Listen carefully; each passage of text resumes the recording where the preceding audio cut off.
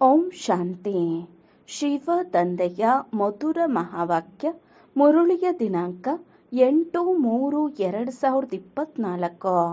ಪ್ರಾತಃ ಮುರುಳಿ ಬಾಪ್ತಾದ ಮಧುಬನ. ಮಧುರ ಮಕ್ಕಳೇ, ತಂದೆಯ ಸಕಾಶವನ್ನು ಪಡೆಯಲು ಸುಗಂಧಭರಿತ ಹೂಗಳಾಗಿ ಬೆಳಗ್ಗೆ ಬೆಳಗ್ಗೆ ಎದ್ದು ನೆನಪಿನಲ್ಲಿ ಕುಳಿತು ಪ್ರೀತಿಯಿಂದ ತಂದೆಯ ಜೊತೆ ಮಧುರವಾಗಿ ಮಾತನಾಡಿ. ಮಧುರ ಮಕ್ಕಳೇ, ತಂದೆಯ ಸಕಾಶವನ್ನು ಪಡೆಯಲು ಸುಗಂಧಭರಿತ ಹೂಗಳಾಗಿ ಬೆಳಗ್ಗೆ ಬೆಳಗ್ಗೆ ಎದ್ದು ನೆನಪಿನಲ್ಲಿ ಕುಳಿತು ಪ್ರೀತಿಯಿಂದ ತಂದೆಯ ಜೊತೆ ಮಧುರವಾಗಿ ಮಾತನಾಡಿ. ಪ್ರಶ್ನೆ: ತಂದೆಯನ್ನು ಎಲ್ಲಾ ಮಕ್ಕಳು ನಂಬರ್ ವಾರ್ ನೆನಪು ಮಾಡುತ್ತಾರೆ. ಆದರೆ ತಂದೆಯು ಎಂತಹ ಮಕ್ಕಳನ್ನು ನೆನಪು ಮಾಡುತ್ತಾರೆ? ತಂದೆಯನ್ನು ಎಲ್ಲಾ ಮಕ್ಕಳು ನಂಬರ್ ವಾರ್ ನೆನಪು ಮಾಡುತ್ತಾರೆ. ಆದರೆ ತಂದೆಯು ಎಂತಹ ಮಕ್ಕಳನ್ನು ನೆನಪು ಮಾಡುತ್ತಾರೆ? ಉತ್ತರ: ಯಾವ ಮಕ್ಕಳು ಬಹಳ ಮಧುರರಾಗಿದ್ದಾರೆ, ಯಾರಿಗೆ ಸರ್ವೀಸ್ನ ಹೊರತು ಮತ್ತೇನೂ ತೋಚುವುದೇ ಇಲ್ಲ, ಅತಿ ಪ್ರೀತಿಯಿಂದ ತಂದೆಯನ್ನು ನೆನಪು ಮಾಡುತ್ತಾರೆ, ಖುಷಿಯಲ್ಲಿ ಪ್ರೇಮದ ಕಣ್ಣೀರನ್ನು ಹಾಕುತ್ತಾರೆಯೋ ಅಂತಹ ಮಕ್ಕಳನ್ನು ತಂದೆಯೂ ಸಹ ನೆನಪು ಮಾಡುತ್ತಾರೆ. ತಂದೆಯ ದೃಷ್ಟಿಯು ಹೂಗಳ ಕಡೆ ಹೋಗುತ್ತದೆ. ಎಂತಹ ಆತ್ಮವು ಬಹಳ ಒಳ್ಳೆಯದಾಗಿದೆ, ಈ ಆತ್ಮವು ಸರ್ವಿಸ್ ಇದ್ದ ಕಡೆ ಓಡುತ್ತಿರುತ್ತದೆ, ಅನೇಕರ ಕಲ್ಯಾಣ ಮಾಡುತ್ತದೆ ಎಂದು ಹೇಳುತ್ತಾರೆ ಅಂದಾಗ ತಂದೆಯು ಅಂತಹವರನ್ನು ನೆನಪು ಮಾಡುತ್ತಾರೆ. ಓಂ ಶಾಂತಿ. ತಂದೆಯು ಕುಳಿತು ಆತ್ಮಗಳಿಗೆ ತಿಳಿಸುತ್ತಾರೆ, ಶರೀರವು ನೆನಪಿಗೆ ಬರುತ್ತದೆ, ಆತ್ಮವು ನೆನಪಿಗೆ ಬರುತ್ತದೆ. ಶರೀರವಿಲ್ಲದೆ ಆತ್ಮವನ್ನು ನೆನಪು ಮಾಡಲು ಸಾಧ್ಯವಿಲ್ಲ. ತಿಳಿದುಕೊಳ್ಳಲಾಗುತ್ತದೆ, ಈ ಆತ್ಮವು ಒಳ್ಳೆಯದಾಗಿದೆ, ಇವರು ಬಾಹ್ಯಮುಖಿ ಆಗಿದ್ದಾರೆ, ಇವರು ಈ ಪ್ರಪಂಚದ ಪರ್ಯಟನೆ ಮಾಡಲು ಬಯಸುತ್ತಾರೆ, ಇವರು ಆ ಪ್ರಪಂಚವನ್ನು ಮರೆಯುತ್ತಿದ್ದಾರೆ. ಮೊದಲು ಅವರ ನಾಮರೂಪವು ಸಮ್ಮುಖದಲ್ಲಿ ಬರುತ್ತದೆ. ಇಂತಹವರ ಆತ್ಮವನ್ನು ನೆನಪು ಮಾಡಲಾಗುತ್ತದೆ. ಇಂತಹವರು ಆತ್ಮವು ಚೆನ್ನಾಗಿ ಸೇವೆ ಮಾಡುತ್ತದೆ. ಇವರ ಬುದ್ಧಿಯೋಗವು ತಂದೆಯ ಜೊತೆ ಇದೆ. ಇವರಲ್ಲಿ ಇಂತಿಂತಹ ಗುಣಗಳಿವೆ.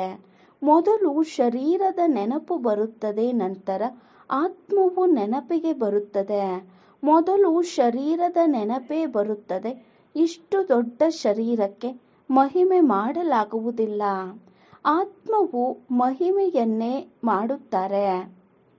ಆತ್ಮದ ಮಹಿಮೆಯನ್ನೇ ಮಾಡುತ್ತಾರೆ. ಇವರ ಆತ್ಮವು ಬಹಳ ಚೆನ್ನಾಗಿ ಸೇವೆ ಮಾಡುತ್ತದೆ. ಇಂತಹ ಆತ್ಮವು ಇವರಿಗಿಂತ ಒಳ್ಳೆಯದಾಗಿದೆ ಎಂದು ಹೇಳುತ್ತಾರೆ. ಮೊದಲು ಶರೀರವೇ ನೆನಪಿಗೆ ಬರುತ್ತದೆ. ತಂದೆಯಂತೂ ಅನೇಕ ಆತ್ಮರನ್ನು ನೆನಪು ಮಾಡಬೇಕಾಗುತ್ತದೆ. ಶರೀರದ ಹೆಸರು ನೆನಪಿಗೆ ಬರುವುದಿಲ್ಲ, ಕೇವಲ ರೂಪವು ಸಮ್ಮುಖದಲ್ಲಿ ಬರುತ್ತದೆ. ಇಂತಹವರ ಆತ್ಮ ಎಂದು ಹೇಳಿದಾಗ ಶರೀರವು ಅವಶ್ಯಕವಾಗಿ ನೆನಪಾಗುತ್ತದೆ. ಹೇಗೆ ಈ ಬಾಬಾರವರ ಶರೀರದಲ್ಲಿ ಶಿವ ತಂದೆಯು ಬರುತ್ತಾರೆಂದು ತಿಳಿಯುತ್ತೀರಿ?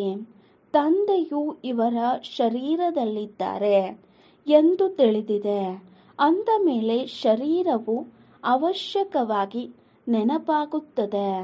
ಕೆಲವು ಮಕ್ಕಳು ಕೇಳುತ್ತಾರೆ, ನಾವು ಹೇಗೆ ನೆನಪು ಮಾಡುವುದು?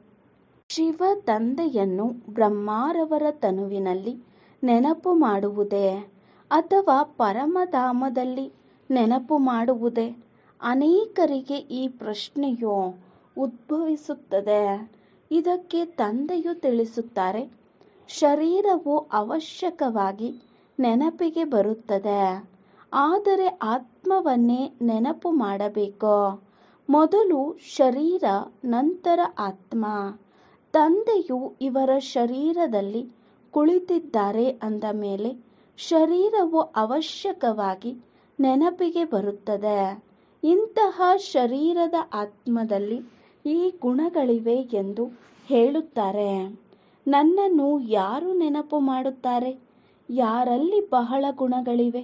ಯಾವ ಯಾವ ಹೂವಿನಲ್ಲಿ ಸುಗಂಧವಿದೆ ಎಂದು ತಂದೆಯು ನೋಡುತ್ತಿರುತ್ತಾರೆ. ಎಲ್ಲರಿಗೆ ಹೂಗಳ ಜೊತೆ ಪ್ರೀತಿ ಇರುತ್ತದೆ.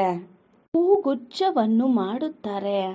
ಅದರಲ್ಲಿ ರಾಜ ರಾಣಿ ಪ್ರಜೆ ಭಿನ್ನ ಭಿನ್ನ ಹೂವು ಎಲೆ ಇತ್ಯಾದಿಗಳೆಲ್ಲವನ್ನೂ ಸೇರಿಸಿ ಮಾಡುತ್ತಾರೆ. ತಂದೆಯ ದೃಷ್ಟಿಯು ಹೂಗಳ ಕಡೆ ಹೋಗುತ್ತದೆ. ಇಂತಹ ಆತ್ಮವು ಬಹಳ ಒಳ್ಳೆಯದಾಗಿದೆ. ಬಹಳ ಸರ್ವಿಸ್ ಮಾಡುತ್ತದೆ. ಆತ್ಮಾಭಿಮಾನಿಯಾಗಿ ತಂದೆಯನ್ನು ನೆನಪು ಮಾಡುತ್ತಾರೆ. ಎಲ್ಲಿಯಾದರೂ ಸೇವೆ ನೋಡಿದರೆ ಓಡುತ್ತಾರೆ ಎಂದು ತಂದೆಯೂ ಸಹ ಹೇಳುತ್ತಾರೆ. ಅಷ್ಟು ಸೇವೆ ಮಾಡಿಯೂ ಸಹ ಮುಂಜಾನೆ ಎದ್ದು ನೆನಪಿನಲ್ಲಿ ಕುಳಿತುಕೊಂಡಾಗ ಯಾರನ್ನು ನೆನಪು ಮಾಡಬಹುದು? ಶಿವ ತಂದೆಯು ಪರಂಧಾಮದಲ್ಲಿ ನೆನಪಿಗೆ ಬರುತ್ತಾರೆಯೋ ಅಥವಾ ಮಧುಬನದಲ್ಲಿಯೋ? ತಂದೆಯ ನೆನಪಂತೂ ಬರುತ್ತದೆಯಲ್ಲವೇ? ಇವರಲ್ಲಿ ಶಿವ ತಂದೆ ಇದ್ದಾರೆ. ಏಕೆಂದರೆ ತಂದೆಯಂತೂ ಈಗ ಕೆಳಗೆ ಬಂದು ಬಿಟ್ಟರೋ, ಮುರುಳಿಯನ್ನು ನುಡಿಸಲು ಬಂದಿದ್ದಾರೆ. ಇವರಿಗೆ ತಮ್ಮ ಮನೆಯಲ್ಲಂತೂ ಯಾವುದೇ ಕೆಲಸವಿರುವುದಿಲ್ಲ. ಅಂದ ಮೇಲೆ ಅಲ್ಲಿ ಹೋಗಿ ಏನು ಮಾಡುತ್ತಾರೆ? ಈ ತನುವಿನಲ್ಲಿಯೇ ಪ್ರವೇಶ ಮಾಡುತ್ತಾರೆ. ಅಂದಾಗ ಮೊದಲು ಅವಶ್ಯಕವಾಗಿ ಶರೀರದ ನೆನಪು ಬರುತ್ತದೆ, ನಂತರ ಆತ್ಮ. ಇಂತಹವರ ಶರೀರದಲ್ಲಿ ಯಾವ ಆತ್ಮವಿದೆಯೋ ಅದು ಬಹಳ ಅನನ್ಯ ಮಗುವಾಗಿದೆ. ಅವರಿಗೆ ಸೇವೆಯ ಹೊರತು ಮತ್ತೇನೂ ತೋಚುವುದಿಲ್ಲ. ಬಹಳ ಮಧುರರಾಗಿದ್ದಾರೆ. ಬಹಳ ನೆನಪು ಮಾಡುತ್ತಾರೆ ಎಂದು ತಂದೆಯು ನೋಡುತ್ತಾರೆ. ಬಂಧನದಲ್ಲಿ ಇರುವ ಮಕ್ಕಳು ಬಹಳ ಒಳ್ಳೆಯವರಾಗಿದ್ದಾರೆ. ಬಹಳ ನೆನಪು ಮಾಡುತ್ತಾರೆ ಎಂದು ತಂದೆಯು ನೋಡುತ್ತಾರೆ. ಬಂಧನದಲ್ಲಿ ಇರುವ ಮಕ್ಕಳಿಗೆ ವಿಕಾರಕ್ಕಾಗಿ ಎಷ್ಟೊಂದು ಪೆಟ್ಟು ಬೀಳುತ್ತದೆ. ಎಷ್ಟು ಪ್ರೇಮದಿಂದ ನೆನಪು ಮಾಡುತ್ತಾರೆ.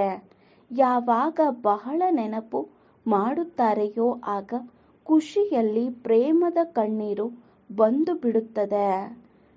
ಕೆಲವೊಮ್ಮೆ ಆ ಕಣ್ಣೀರು ಕೆಳಗೂ ಬೀಳುತ್ತದೆ. ತಂದೆಗೆ ಮತ್ತೇನೂ ಕೆಲಸವಿಲ್ಲ.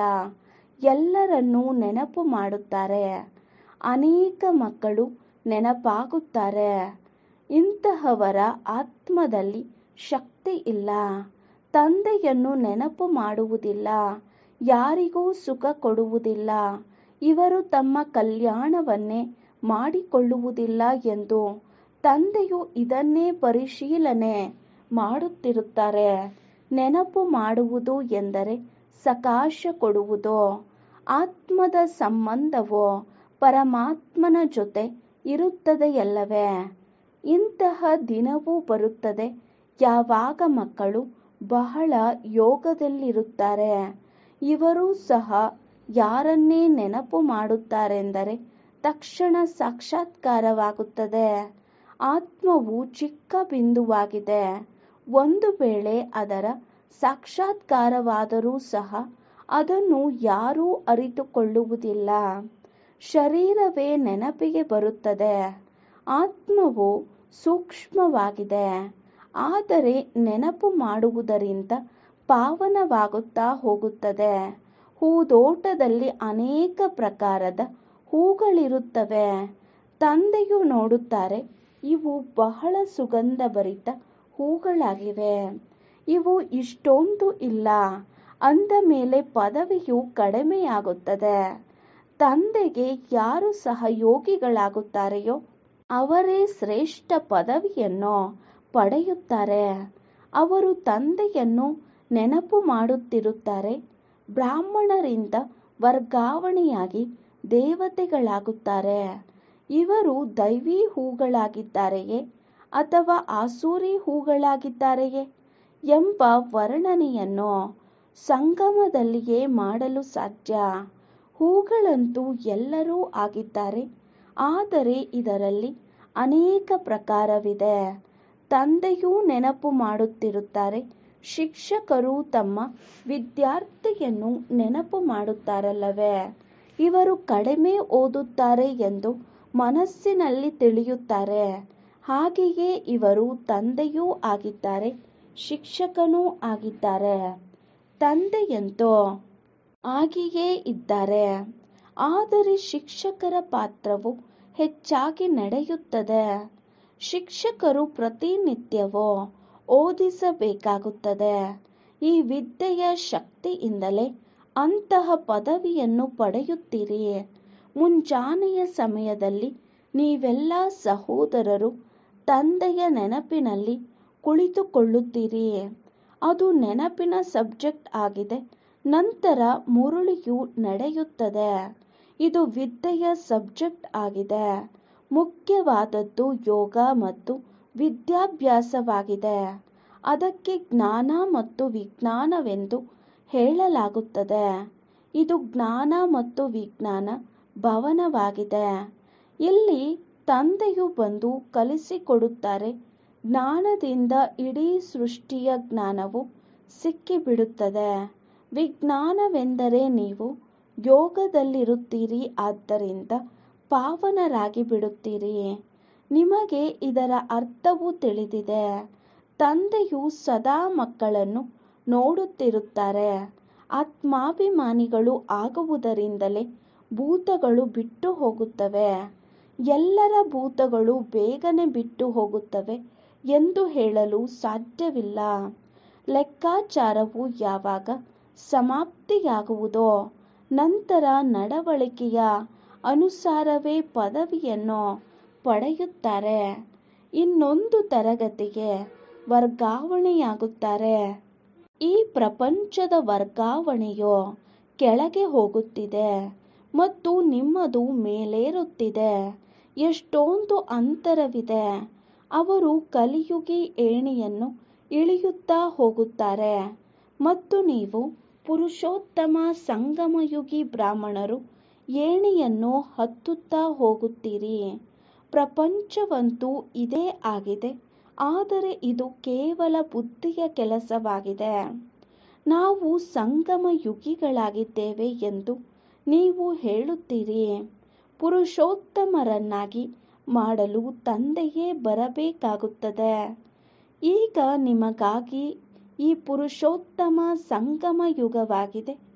ಉಳಿದೆಲ್ಲರೂ ಘೋರ ಅಂಧಕಾರದಲ್ಲಿದ್ದಾರೆ. ಅವರು ಭಕ್ತಿಯನ್ನು ಬಹಳ ಒಳ್ಳೆಯದೆಂದು ತಿಳಿಯುತ್ತಾರೆ, ಏಕೆಂದರೆ ಅವರಿಗೆ ಜ್ಞಾನವೇ ಗೊತ್ತಿಲ್ಲ.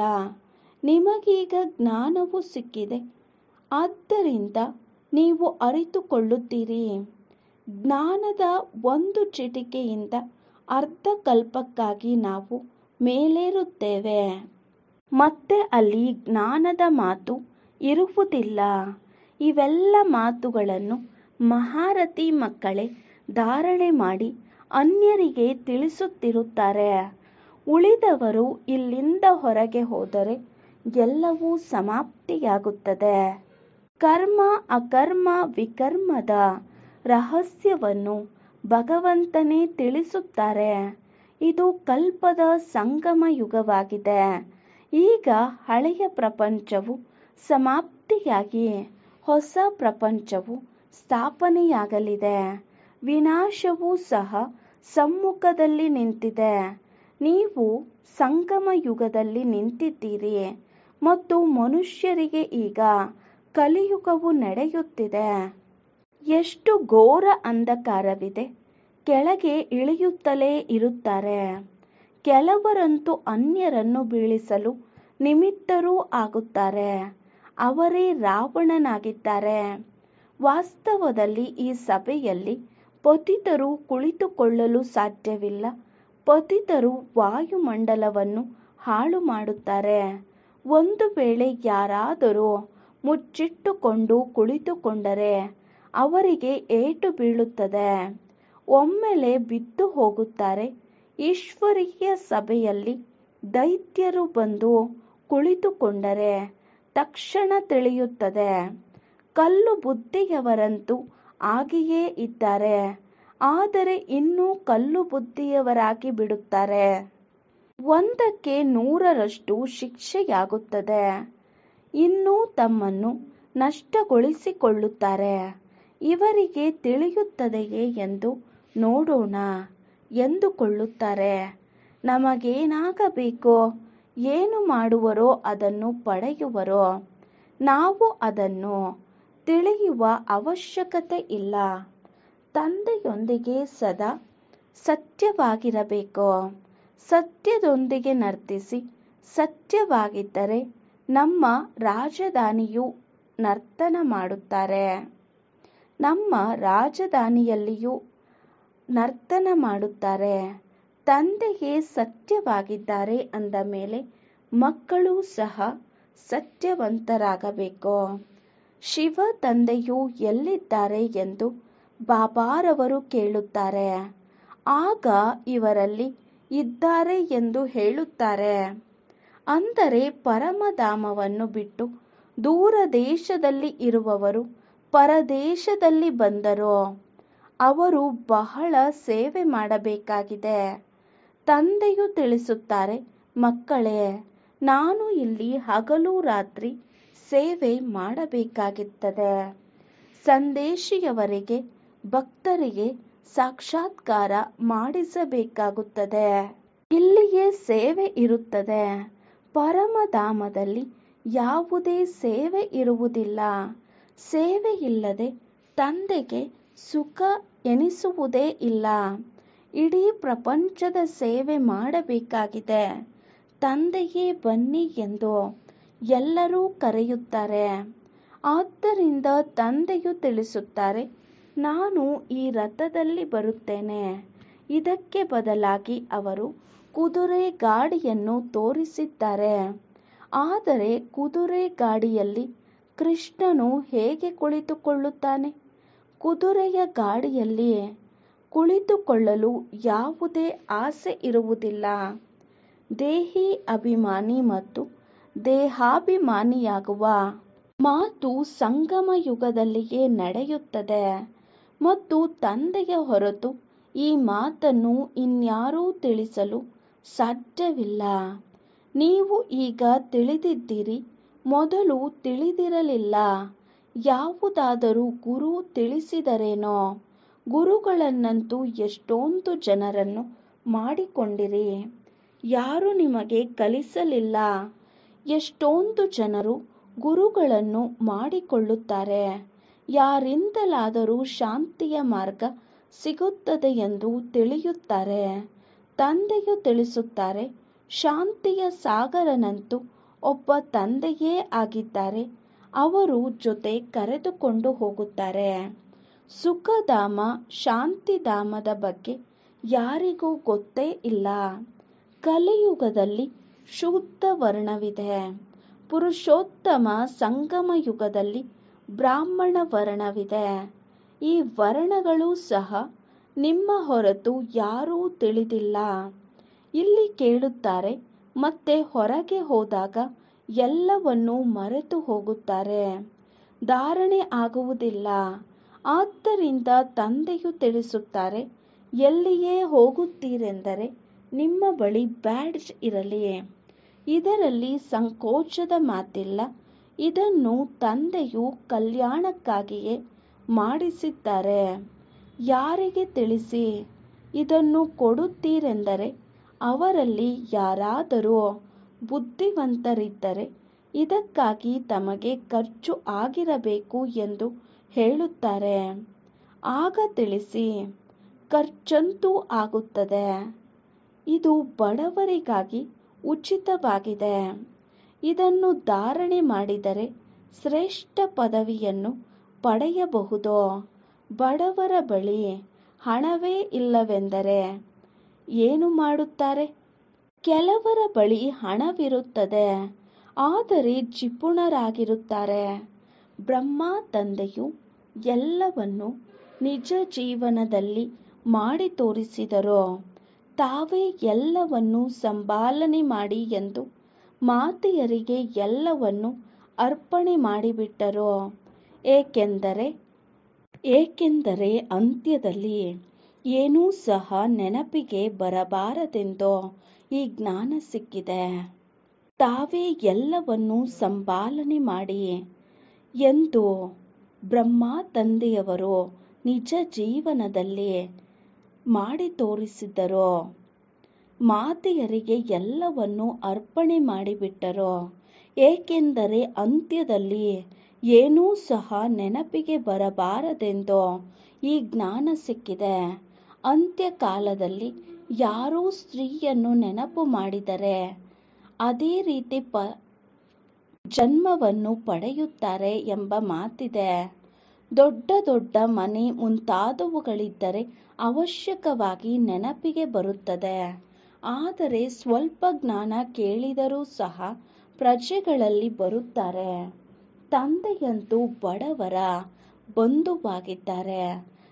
ಕೆಲವರ ಬಳಿ ಹಣವಿದ್ದರೂ ಸಹ ಜಿಪುಣರಾಗಿ ಬಿಡುತ್ತಾರೆ.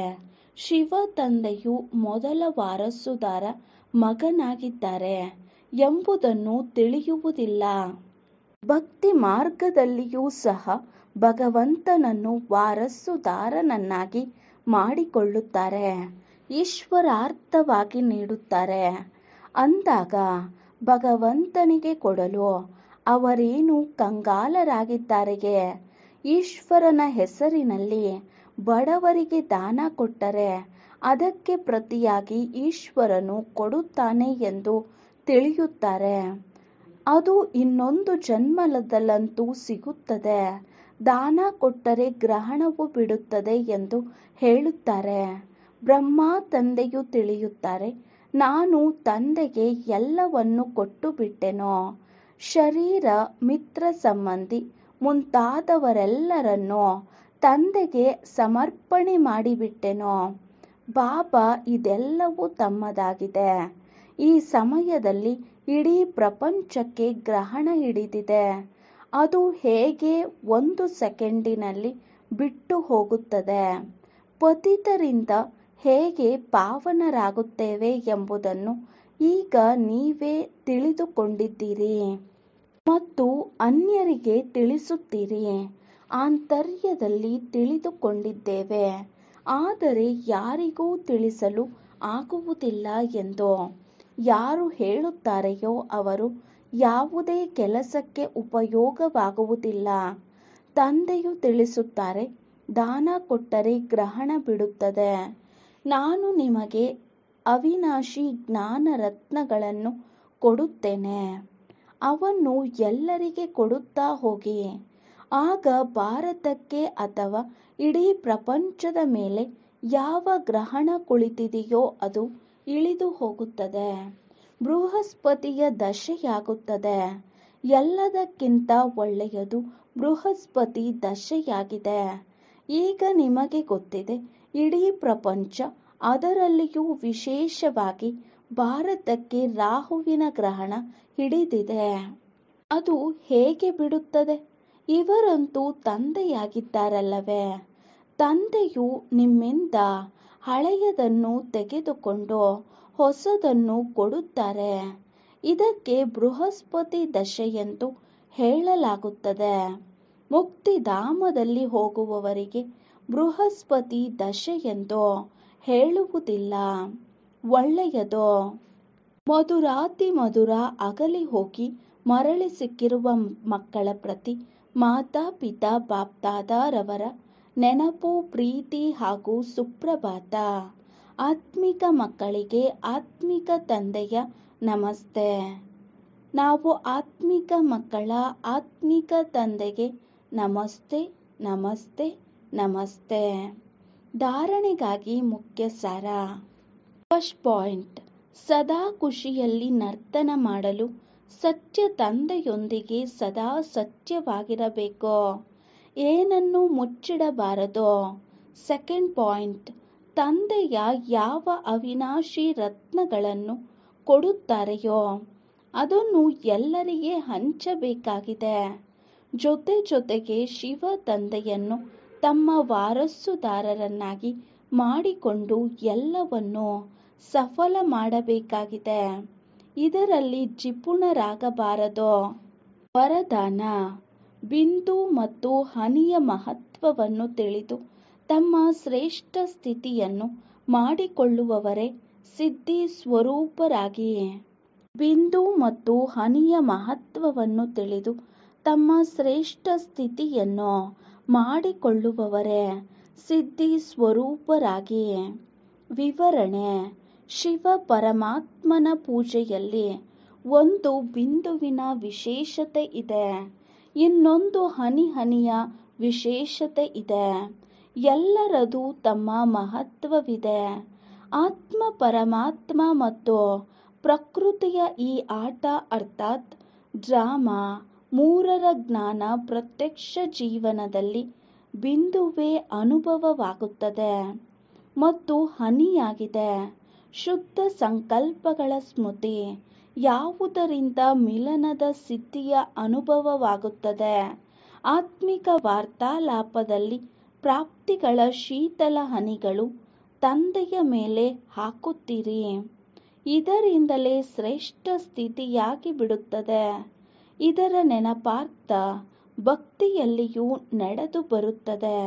ಸ್ಲೋಗನ್: ಹೆಚ್ಚು ಮಾತನಾಡುವುದರಿಂದ ಬುದ್ಧಿಯ ಶಕ್ತಿ ಕಡಿಮೆಯಾಗಿ ಬಿಡುವುದು.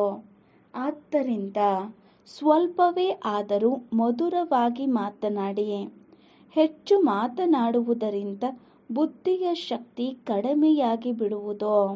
ಆದ್ದರಿಂದ ಸ್ವಲ್ಪವೇ ಆದರೂ ಮಧುರವಾಗಿ ಮಾತನಾಡಿ. ಓಂ ಶಾಂತಿ.